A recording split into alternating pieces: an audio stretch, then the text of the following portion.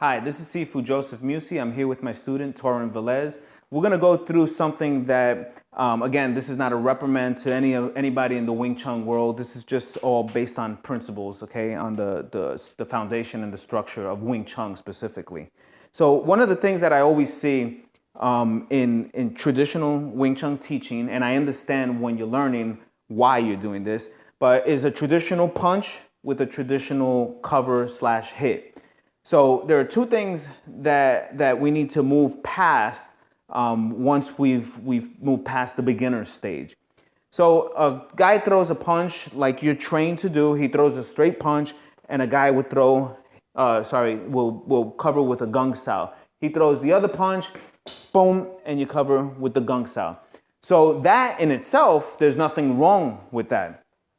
So I just want to show you, he does the same exact thing again, and 1, 2, okay? Cover, cover. Now here's where I have a problem, is we'll start off with the first problem, and that is the person who is actually doing the gung sao. And again, this might be a quan sao, this might be a gung sao, this might be a pak sao. Whatever sao it is, the issue still remains with how it's being taught for the individual who's executing the Wing Chun part. And my issue is when he throws this at me, a lot of people do this and they're not corrected. So he comes in and you throw again. It's this extremely bloated out gung sao that is too all consuming. You got to remember that the human eye picks up the most minimal movements. It's an exquisite machine that works perfectly. And so something like this, for example, if I just stand here and don't move at all, his eye is seeing every single movement around me. But more importantly, if I just move my finger, so I'm going to move my pinky for this sake, he can see this, but in a fight, me moving my pinky may not be what his attention is on. But if I went like this and moved both of my hands and all of my fingers, well, I'm drawing attention to that because his eyes are seeing that. So in a fight, it's the same way. So when he comes in and I do a big gung sao, well, he sees where my body's going because his eye, his peripheral is spread to about 180 degrees. So the bigger the motion, the more information I give him, and the more easier it is for him to take care of the next step. So although we've been trained that as he comes, gung sao, all that is phenomenal, except the width of it, the breadth of it is too much. A gung sao, especially when being applied, which is going to take me to my next principle in a second, is when he comes in, a gung sao should hurt, and there is a passive gung sao, but for the most part, when you're fighting a guy who's trying to take your head out, the gung sao should hurt him, should cover, and should be ready in position. So a perfect example of that, he comes in, boom. I want to hit him from where I'm at, okay? Now, this is not anything to do with strength because when he throws this, boom. All right, move out of the way for 1 second. I'm just going to go here. I didn't move my gung sao, and I'm going to sit down here, and we will see that I got this literally from the first form, which is your foundation, okay? So if you're going to execute something that's going to be applied in the street, it needs to be applied hard and quick, okay? So with 1 and 2, boom, boom. Both shots are always forward. So even though my body is physically moving back, it's only moving back in position, but it's moving back in a 45-degree angle. But the key word there is position. All right, so that's one, and that's practicing over and over with one of your classmates, okay? The problem is that that's all they'll ever know how to defend. So now if I'm fighting the street guy, and this is all I ever knew, and now the street guy doesn't play by any Wing Chun or any rules, he's got a lot of variables, like there's a lot of movement in his joints, his knees, the ball of his feet, his hands, his head, and so now it's much different because he's moving, all right? So if I stand here and he just threw a jab, for example, well, now I have to be careful because I may not even touch that jab. This guy's gonna go touch and go. All right, so he goes in, touch and go. All right, so if I did the wide exploded version, like I mentioned a little while ago, and he did touch and go, boom, boom, I eat that. That's because this straight line, his point A to B, is always going to be faster than my A, B, C.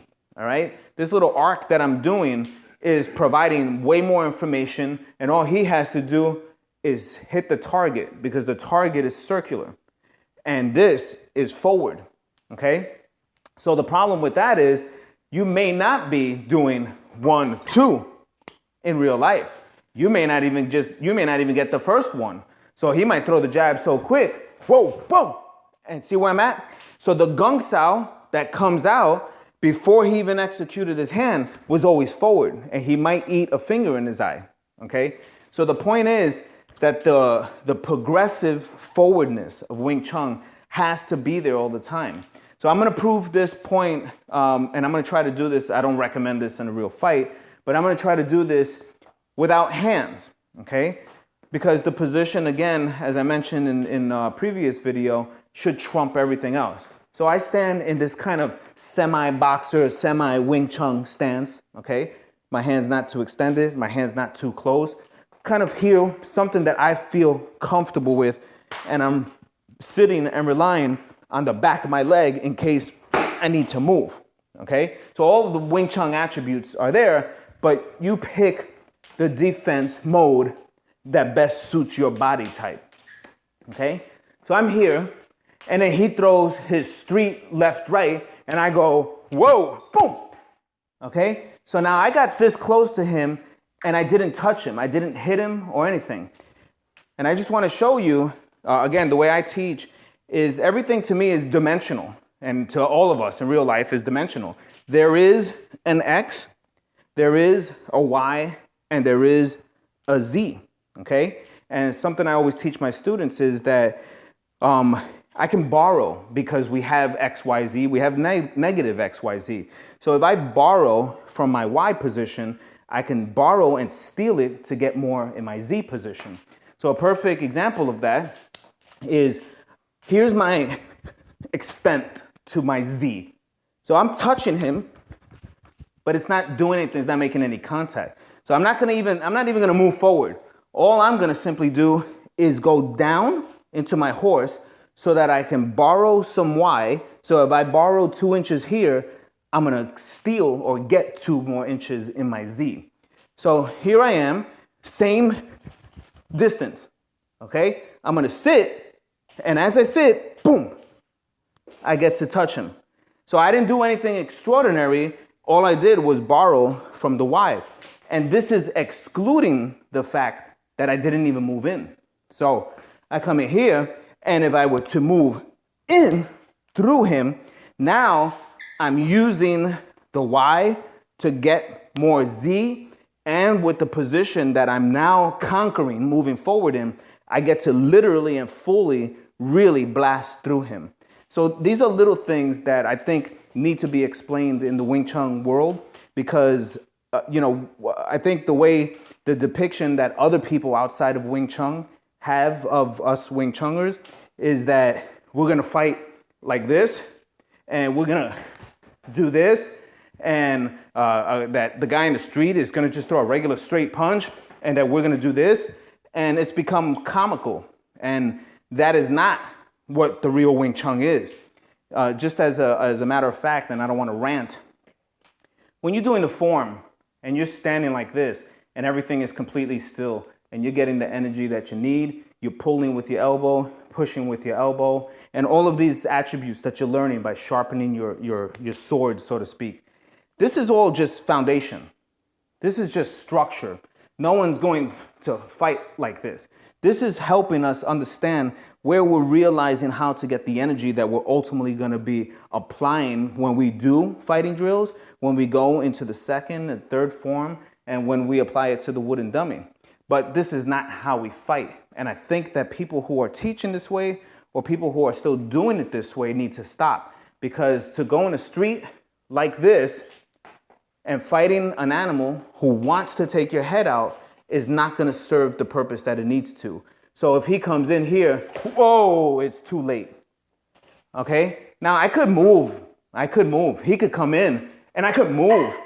But I only moved one direction because I was in such a neutral stance that by the time this mass and speed came towards me, I only had one direction to go, which was back. So I may have scathed myself from getting hit the first time, but he's gonna move faster going forward than I will ever going backwards. So these are little things that, again, we need to start seeing and just dissect and break down what real Wing Chun is.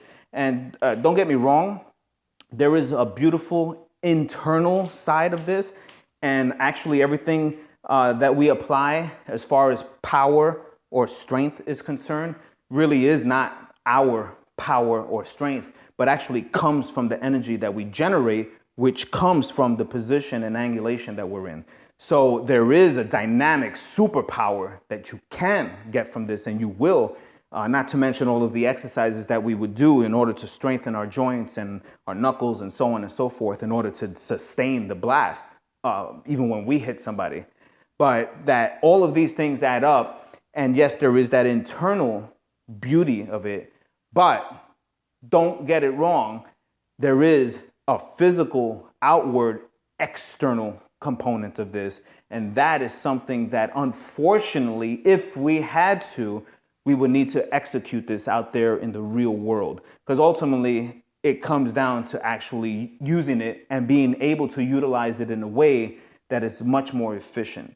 So these are some of the things that we talk about. We're going to be bringing out some more videos, hopefully to answer some things that we see. And, feel free to write your comments. Again, this is not a debate or an argument. You can look at it yourself. You can all you have to do is simply, before you make any comments, is simply look at yourself in the mirror, look at the root and the foundation of everything that we're talking about, and then just see if it's actually true or false. Just as simple as that. And if you find something else that's contradictory, then you can leave me a message or a comment. But I won't respond to any comments that are derogatory or trying to start some sort of big argument. I don't fall into those little fiasco stuff, and neither should any Wing Chun practitioner. So anyway, that's it for today. I hope you were educated on some things. Thank you. All right, bro. Nice. Thank you. Imagine it stopped. Oh, I got this.